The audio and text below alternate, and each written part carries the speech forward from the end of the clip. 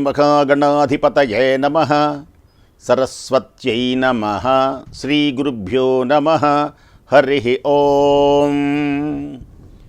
హే గోపాలక హే కృపాజలనిధే హే సింధు కన్యాపతే హే కంసాంతక హే గజేంద్ర కరుణాపారీణ హే మాధవా హే రామానుజ హే జగత్రయ గురో హే పుండరీకాక్ష మాం హే గోపీజననాథ పాలయ పరం జానామి నత్వాం వినా. నమామి నారాయణ పాదపంకజం కరోమి నారాయణ పూజనం సదా.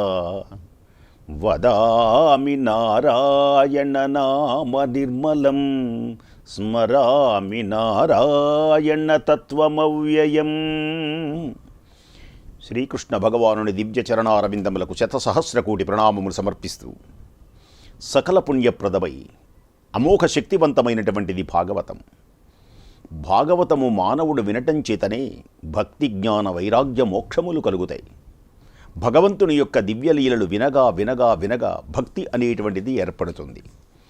భక్తి మార్గము తప్ప భగవంతుని చేరేటువంటి మార్గం మరొకటి లేనే లేదు. భాగవతం ఎప్పుడు కూడా ఆధ్యాత్మిక తత్వంలో ప్రధానమై, అత్యంత సుందరమై, మనోహరమై ప్రధానమైనటువంటి భూమిక వహిస్తుంది. బలిచక్రవర్తి యొక్క దివ్యమైనటువంటి కథ వామనావతార ఘట్టను చెప్పుకుంటూ ఉన్నాం. బలిచక్రవర్తి దగ్గరికి వామనుడు విచ్చేశాడు.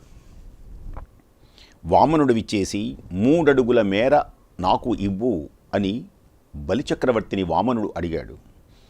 అప్పుడు శుక్రాచార్యుల వారు వచ్చి, ఇతనికి ఇవ్వవద్దు, ఇతడు మహావిష్ణుమూర్తి, ముల్లోకాలు 3 అడుగులతో కొలిచేటువంటి త్రివిక్ర రూపాన్ని పొందుతాడు, ఇతడు బ్రహ్మాండమంతా నిండుతాడు, ఇతనిని ఎవరూ అడ్డగించలేరు, నా మాటలు ఆలకించు, దానం వద్దు గీనం వద్దు, ఈ బ్రహ్మచారిని పంపించు అని శుక్రాచార్యుడు మేలు కొలుపుతూ ఉంటే, శుక్రాచార్యుడు బలిచక్రవర్తి యొక్క మేలు కోరి అనేక రకాలుగా చెప్పినప్పటికీ వినలేదు.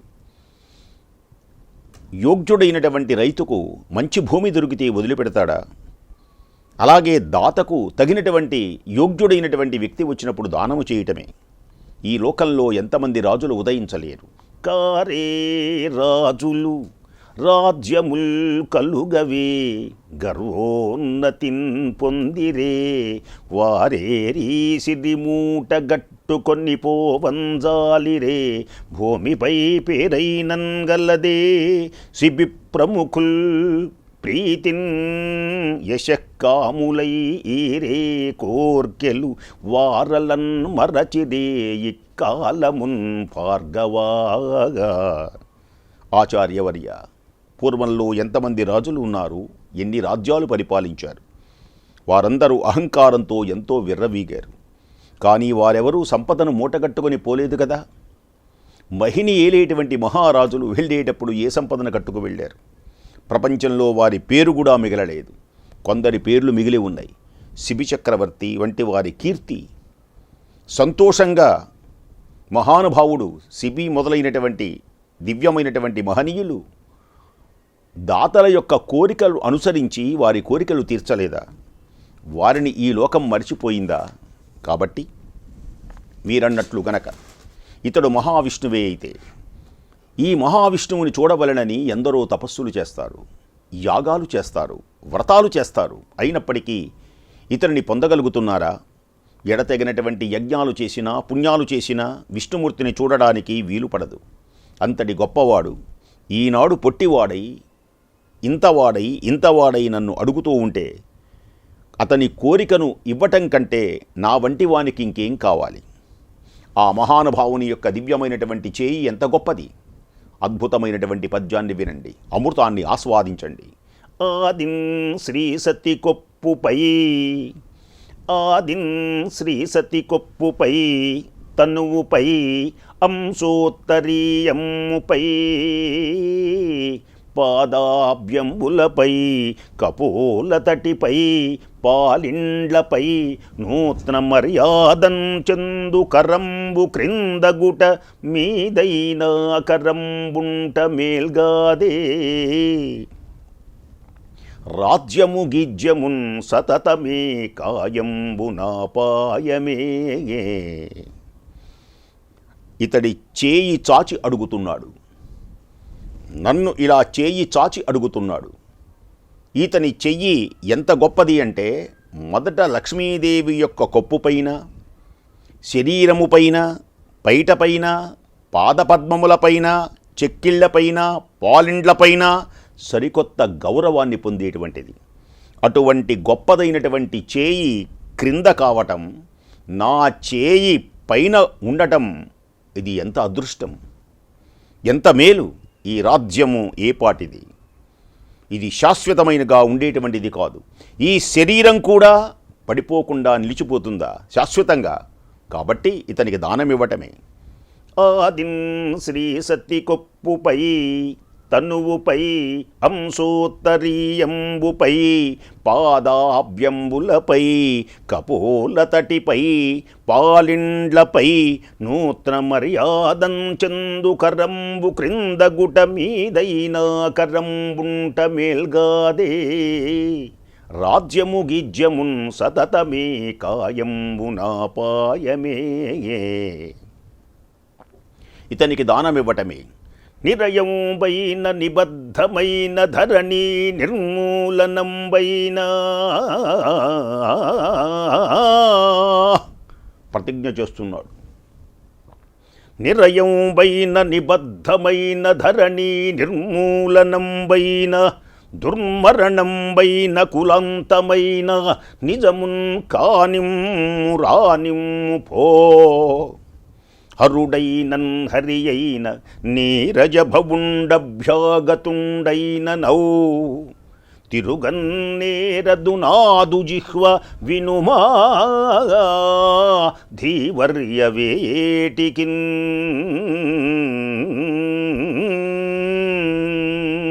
నిరయంబైన నిబద్ధమైన ధరణి నిర్మూలనంబైన దుర్మరణంబైన కులాంతమైన నిజమున్ రానిమ్ము కానిమ్ము భో హరుడైనన్ హరి అయిన నీరజభవుండభ్యాగతుండైన నౌ తిరుగన్నేరదు నాదు జిహ్వ వినుమా ధీవర్యవేటికిన్ ధీమణి నాకు నరకమే దాపురించినా సరే, బంధనములు ప్రాప్తించినా సరే, ఈ భూమండలం అదృశ్యమైనా సరే, నాకు దుర్మరణం వచ్చినా సరే, నా కులమునకు చేటు వాటిల్లినా సరే, నేను ఆడి తప్పను. జరగవలసింది జరగని, భయము లేదు. అభ్యాగతుడైనటువంటి వాడు శివుడైనా విష్ణువైనా బ్రహ్మైనా ఎవరైనా సరే, ఏమైనా సరే, ఎందుకు ఈ పలుమాటలు? నా నాలుక ఇక మారు మాట రాదు, తిరుగనేరదు నా జిహ్వ. అన్నమాట ప్రకారం ఆలస్యం చేయకుండా దానమిస్తే విష్ణువు ఎందుకు బంధిస్తాడు? ఒకవేళ బంధించినా అతనితో దయతో విడిచిపెడతాడు. ఒకవేళ విడిచిపెట్టకపోయినా సరే నాకు ఏమీ ఇబ్బంది లేదు. ఆయన అధీనంలోనే ఉంటా కదా, ఆయనే కదా బంధించేది, ఆయనే కదా నన్ను చూసుకునేది. కాబట్టి మేరువు తల్ల క్రిందులైనను మేరువు తల్ల క్రిందులైన పారావారంబులింకబారిన లోదారుని రజమైపోయిన ధారాధ్వము బద్ధమైన తప్పక ఇత్తున్. మేరు పర్వతం తలకిందులైనా, సముద్రాలు ఇంకిపోయినా, భూమండలం లోలోన మొత్తం కృంగిపోయినా సరే, మిన్ను విరిగి మీద పడినా సరే తప్పకుండా ఇతనికి దానమిస్తాను. నేను దానమివ్వటానికే ఉద్యుక్తుడైనాను. ఆచార్యవర్య, మహానుభావ, ఈ పొట్టివాడు ఎన్నడూ ఇతరులను అడగలేదు. చేయి ఎప్పుడు కూడా ఇలా చేయి చాచి ఇంతవరకు అడగలేదు. ఎవరిని కూడా అడగలేదు. అతడు తోడు లేనివాడు, తల్లిదండ్రులు అన్నదమ్ములు లేనివాడు అనిన విద్యల మూలము తెలుసుకున్నటువంటి నేర్పరి అతడు. ఈ విధంగా నా ముందు చేతులు చాచి ఈ పసివారిని గెంటివేయటానికి నా మనస్సు అంగీకరించటం లేదు ఆచార్యవర్య. ఇతనికి దానం ఇవ్వాలనే అనుకుంటున్నాను అని పలికినటువంటి బలిచక్రవర్తి సత్యమార్గము నుండి చలించలేదు. బలిచక్రవర్తి సత్యమార్గము నుండి చలించలేదు, అలాగే మాట మీదనే ఉన్నాడు. ఆ మార్గము నుండి అతనిని మార్చటానికి వీలు లేదు. అతని మనస్సు చాలా గట్టిది, అతని కీర్తి నిర్మలమైనటువంటిది. ఆయన దానమడిగేటువంటి వారికి దగ్గర బంధువు. అతడు వామనునికి దానమిచ్చేటువంటి కుతూహలంతో తహతహలాడటం చూచి అతనిపై శుక్రాచార్యుడు కోపగించుకున్నాడు. నేను వద్దు అని పలుకుతుంటే పదే పదే నువ్వు దానమిస్తావంటామే? ఆచార్యుడు అంటున్నాడు, నా ఆజ్ఞ మీరినావు, నా ఆజ్ఞ మీరావు మహారాజా బలిచక్రవర్తి, కాబట్టి త్వరలోనే నీవు పదభ్రష్టుడవైపోతావు అని శపించాడు. గురువుగారి యొక్క శాపానికి గురైనా కూడా బలిచక్రవర్తి బాధపడలేదు, ఇసుమంత బాధపడలేదు. అతడు అసత్య మార్గాన్ని అవలంబింపలేదు. అన్నాడుగా, నిర్ణయంబైన నిబద్ధమైన ధరణి నిర్మూలనంబైన దుర్మరణంబైన కులాంతమైన నిజమున్ రానిమ్ము కానిమ్ము పో అన్నాడుగా. అందుకని ఈ శాపానికి అతనేం బాధపడలేదు. బ్రతకవచ్చుగాక బలిచక్రవర్తి విను, బ్రతకవచ్చుగాక బహుబంధనములైన, బాగా బ్రతికినా పెక్కు కష్టాలకు గురైనా, పేదరికం వచ్చినా, ప్రాణానికి ధనానికి చేటు వచ్చినా, కడకు చావు సంభవించినా సరే మానధనులు మాట తప్పలేరు, మాట తిరుగలేరు మానధనులు. మాటయే ప్రాణము సత్యం. హరిశ్చంద్రుడు కానీ మొదలైనటువంటి వీరాధి వీరుడు కానీ క్షణకమైనటువంటి ఈ ఆవేశానికి క్షణమైనటువంటి దేహము కొరకై అసత్యం పలకరు. బ్రతకవచ్చుగాక బహుబంధములైన, వచ్చుగాకలేమి వచ్చుగాక, జీవధనములైన చెడుగాక పడుగాక, మాట తిరుగలేరు మానధనులు, మాట తిరుగలేరు మానధనులు. బాగా బ్రతికినా పెక్కు కష్టాలు గురైన, బహుబంధనములు కలిగిన, లేమి అంటే దరిద్రం పేదరికం వచ్చిన, ప్రాణానికి ధనానికి చేటు వచ్చిన, కడకు చావు సంభవించినా సరే మానధనులు మాటను తప్పలేరు. అలాంటి ఆ సమయమున బలిచక్రవర్తి యొక్క ఇల్లాలి పేరు వింధ్యావళి. వింధ్యావళి ముఖం చందమామలాగా ఉన్నది. ఆమె నడకలు రాజహంస నడకలు. ఆ సందర్భంలో భర్తకు సైగను గమనించింది, భర్త యొక్క సైగ గమనించింది.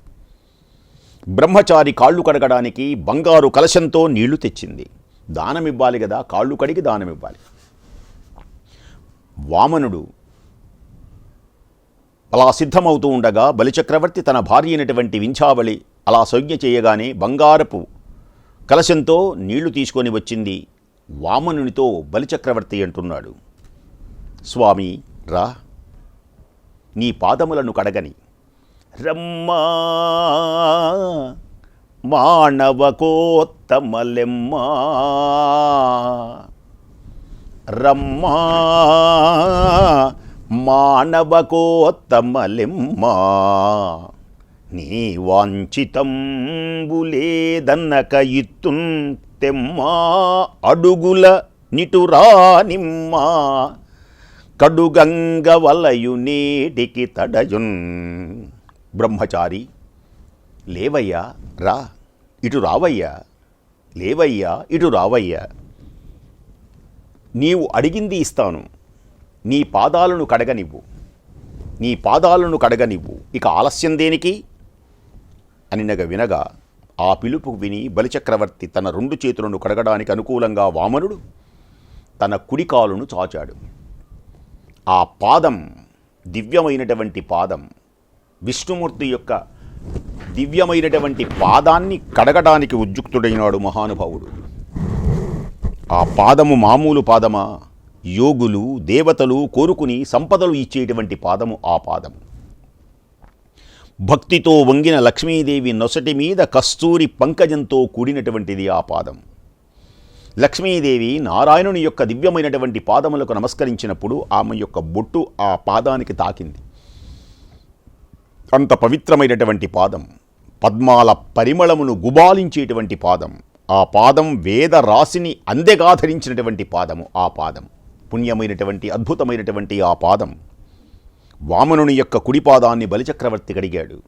ఆ పాదం దేవతలకు కష్టాల నుండి కాపాడేది, కలకాలము మేలు కలిగించేటువంటిది, అన్ని ఉపనిషత్తులకు అలంకారమైనటువంటిది, భవబంధములను పోకార్చేటువంటిది, మోక్షమును సమకూర్చేటువంటిది ఆ విష్ణుమూర్తి యొక్క దివ్యమైనటువంటి పాదం.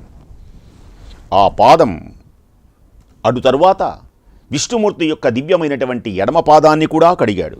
పవిత్రమైనటువంటి జలాలను శిరస్సును చల్లుకున్నాడు. ఓం నమో అస్త్వనంతాయ సహస్రమూర్తయే సహస్రపాదాక్షి శిరోరుబాహవే సహస్రనామ్నే పురుషాయ శాశ్వతే సహస్రకోటియుగధారిణే నమః. పుష్పములు జల్లాడు. దేవతలు పూలవానలు కురుస్తూ ఉండగా పరమ పావనమైనటువంటి ఆ పాదమును దేశము కాలము మొదలైనటువంటి వాళ్ళని లెక్కించినటువంటి మహానుభావుడు ఆయన విష్ణుమూర్తి. ఓం ధారబోస్తున్నాడు. ఏమని? విప్రాయ ప్రకటం వ్రతాయ భవతే విష్ణుస్వరూపాయ. విప్రాయ ప్రకటవ్రతాయ భవతే విష్ణుస్వరూపాయ వేద ప్రామాణ్య విదే త్రిపాదధరణీం దాస్యామి అంచు. ఓం సహస్రశీర్షా పురుషః సహస్రాక్షః సహస్రపాత్ విప్రాయ ప్రకటవ్రతాయ భవతే విష్ణుస్వరూపాయ వేద ప్రామాణ్య విదే త్రిపాదధరణీం దాస్యామి యంచున్. క్రియాక్షిప్రుడై ధనుజేశ్వరుండు వడుగుంచేజాచి పూజించి బ్రహ్మప్రీతిం నిధారవోసే భువనంబు ఆశ్చర్యమున్ పొందగన్. ఓం అలా ధనుజేశ్వరుడు ఆ దివ్యమైనటువంటి మహానుభావుడు విష్ణుస్వరూపమైనటువంటి స్వామికి చక్కగా చేతిని కూడా కడిగి పూజించి మహానుభావుడు బలిచక్రవర్తి చేతులు అలా చాచి వామనుని పూజించాడు. బ్రాహ్మణుడవు, ప్రసిద్ధుడైన వ్రతం కలిగిన వాడివి, విష్ణుస్వరూపుడవు, వేదాల నియమాలు తెలిసినటువంటి వాడివి అయినా నీవు 3 అడుగుల నేల దానం చేస్తున్నాను నీకు. సాక్షాత్తు విష్ణుస్వరూపుడమైనటువంటి నీకు, బ్రాహ్మణుడవైనటువంటి నీకు, ప్రసిద్ధ వ్రతము కలిగినటువంటి నీకు, సకల వేద నియమాలన్నీ తెలిసినటువంటి నీకు నేను ఈ 3 అడుగులు దానము చేయుచున్నాను. పరమాత్మకు ప్రీతి కలుగునుగాక, పరమాత్మకు ప్రీతిని కలుగునుగాక, పరమాత్మకు ప్రీతి కలుగుగాక అను వెనువెంటనే అలా ధారవోశాడు. అది చూచి లోకం ఆశ్చర్యపడింది. ఆ సమయంలో అలా నీళ్లు అలా ధారపోయాలి. ఈయన చేతిలో నుంచి ఆయన చేతిలోకి రావాలి. అయితే శుక్రాచార్యుడు ధార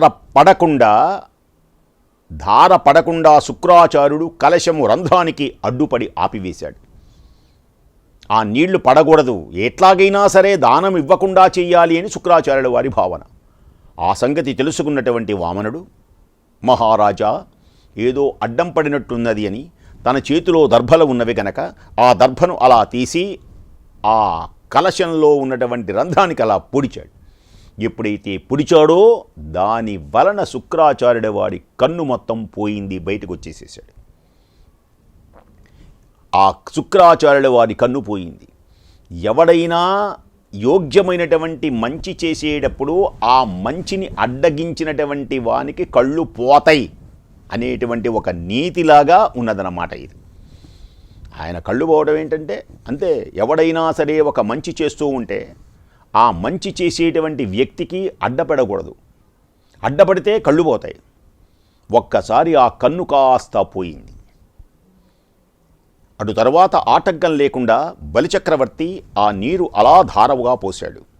పవిత్రమైనటువంటి ఆ నీటి బిందువులకు వామనుడు తన చేయి ఒక్కసారి అలా ఒడ్డుకున్నాడు.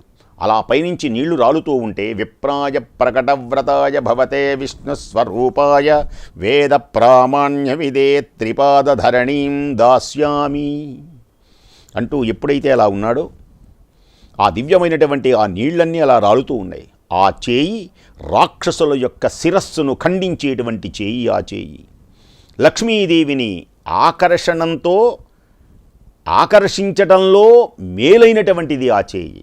లక్ష్మీదేవి శిరోజాలచే సేవింపబడేటువంటి చేయి, నిర్మలమైనటువంటి ఆమె కుచాగ్రము మీద మర్యాదలు అనుభవించేటువంటి చేయి ఆ చేయి, అందరికీ అభయము ఇచ్చేటువంటి చేయి, ఆ దివ్యమైనటువంటి చేయి అలాంటిది.